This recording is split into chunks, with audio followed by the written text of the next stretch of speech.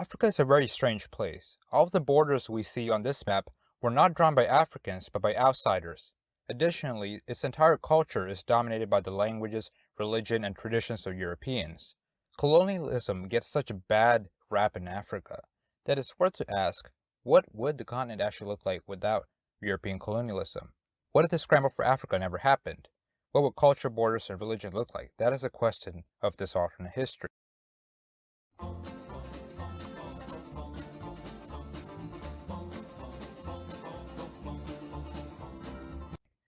Part 1, or background.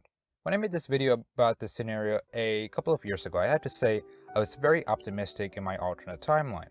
However, after 3 years of research, I have a slightly more pessimistic view.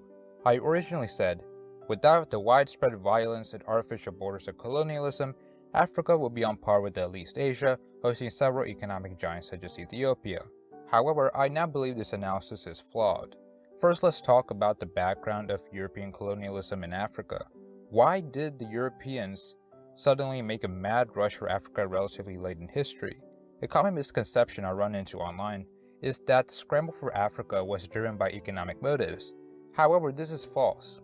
Germany, a nation with pathetic scraps of colonies that only turned a profit in Togoland and German Samoa, nevertheless managed to industrially surpass Britain and France with their grand empires. The British treasury benefited somewhat from the diamond and gold mines of South Africa, although their interior holdings were not as profitable. And France, look, I think this picture explains it all. Hence, many scholars have argued that the scramble is best understood as an economically irrational but politically important demonstration of military power. Essentially, it was a demonstration of national prestige in an era of hypernationalism. So Africa really did not make Europe rich. Nay, it was capitalism and industrialization that did the trick for Europe. So the reason Europeans were able to dominate Africa so thoroughly is pretty simple. Africa simply did not make the leap from communalism and small kinship ties to feudalism and capitalism as Europe did, aka Europeans centralized first. Now let's talk about the alternate timeline.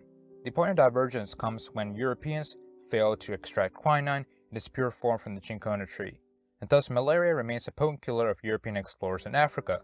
Therefore, the scramble for Africa would never happen since it is both economically and geopolitically unfavorable. Now, before this event, Europeans controlled 1/10 of Africa, primarily along the Mediterranean and in the far south, where climates and disease were less volatile for them. It was disease, especially in the malaria-rich environments of West Africa, that discouraged forays into the interior.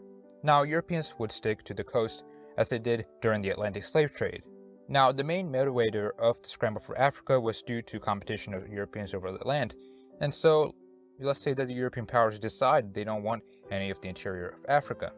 What would Africa turn out to be? Let's start with North Africa, a world apart from sub-Saharan Africa. North Africa has been pretty well integrated into the Mediterranean sphere, so Europe would have a firm foothold there, even in ATL. France will likely hold on to Algeria, expand into Morocco and Tunisia as it did in OTL, to restore some of their lost prestige after enduring the crushing loss of the Franco-Prussian War. Now, Egypt would be the real difference in North Africa. Before the scramble, they used to stretch into Sudan all the way to Africa's Great Lakes. They were a quasi-independent tributary state of the Ottomans. Now, the real question is, would the Suez Canal be built in this timeline? It would seem less likely since Europeans would be less involved in African matters. The British in OTO were very against the canal, seeing it as a threat to their maritime supremacy, and really only the French wanted to build the canal. The canal probably would be built eventually due to practical reasons, but not as soon as it was in OTO. Now in the Sahara, there would be various weak statelets and mostly empty areas of roving nomads. It would be of negligible importance as it is today. Now let's move to sub-Saharan Africa, where most people associate with the word Africa. Obviously, South Africa will remain British, with a few scattered protectorates using it for buffer. Ethiopia will be the real winner among African nations. It's a strong indigenous identity, and OTO expanded from its core in its highlands to annex swaths of land under the reign of Menelik II. Menelik's armies carried out atrocity against civilians and combatants, including torture, mass killings, and large-scale slavery. Except there will be no Europeans limiting them, and they would annex all of the Horn of Africa. Yes, many cultures would be wiped out, but Ethiopia would gain a land of incredible geopolitical significance, since the Horn of Africa is today a choke point in the oil trade. While I doubt Ethiopia will be wealthy on par with Europe, given its history of isolation and bad leadership, it could bring much needed stability to this region, which is sorely lacking in our timeline. Now, the largest population core of Africa would be in modern-day Nigeria, which was swarming with small entities before colonization, with the exception being the Sokoto Caliphate. Now, this entity linked over 30 different emirates and over 10 million people. However, it was very loose, and quickly fell apart into rivalries when Europeans arrived to annex it. Now, Liberia, the American protectorate established for freed slaves, would most likely expand into this region and slowly annex most of West Africa, or at least turn it into puppet states. For practical purposes, the Liberian elite acted as if they were Europeans and saw native Africans as inferior. I talk a lot about Liberia in this previous alternate history if you want to explore more about it. However, disease would remain a huge limiting factor, and most of this region would remain divided into petty warring states. Now, Central Africa would be teeming with disease and lands of low agricultural output. It would remain full of ethnically driven conflicts among small chieftains. Most likely, European traders on the coast would trade guns for raw supplies and resources from the interior, fueling raging conflicts across this area. The DRC is a living epitome of a nation that should not exist. There is effectively no government in most of this area, and that's after decades of brutal Belgian rule that at least tried to centralize this humongous mess. The best analogy to the Congo area would be the Amazon rainforest, thinly populated, barely explored in detail, and full of isolated tribes. Now, East Africa will be heavily organized by the Arabic traders.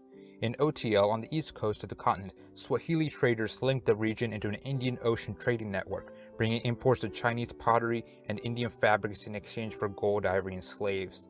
Swahili kingdoms created a prosperous trade empire, and it occupied the territory of modern-day Kenya, Tanzania, and Uganda. Swahili cities were important trading ports for trade with the Middle East and Far East. The Sultanate of Zanzibar would continue unhindered by Europeans in this alternate timeline, and probably continue the slave trade, as they did before the British shut them down in 1873 in our timeline. The interior, again, would remain sparsely populated without the construction of railways into the interior and the settlement of wealthy white farmers in the interior highlands, as happened in our timeline. In short, geopolitically speaking, the main nodes of civilization in sub-Saharan Africa would remain restricted to the coast, with the major exception being the Ethiopian highlands. At its peak prior to European colonialism, it is estimated that Africa had up to 10,000 different states and autonomous groups with distinct languages and customs.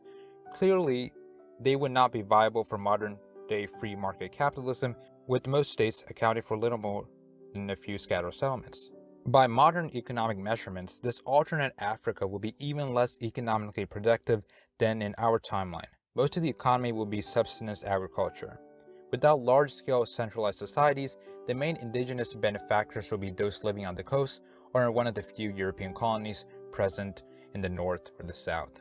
Now, in terms of social changes, slavery would still be practiced across most of the continent. In fact, ending slavery was a major reason the Europeans colonized Africa's interior in the first place, or at least one of the humanitarian pretenses they gave. Without the rise of wage labor and growth of cash crops brought by Europeans, slavery would continue. Slave raiding and wars would be fought between African states, and even in our timeline, it is clear slavery is present in modern-day Africa, most notably in Mauritania. Now, most Africans in this alternate timeline will be either Muslim or subscribe to traditional African religions without a massive influx of Christian missionaries. So, how would this affect the rest of the world? Sadly, Africa today even only contributes about 2% to world trade, which is practically negligible. So, even in this alternate timeline, Africa with literal tribes in its interior would not have major economic ramifications. World War I would likely still proceed since internal issues were more important than colonial issues. The hyper-nationalism and web of alliances would still exist, meaning a conflict like World War I would happen at some point.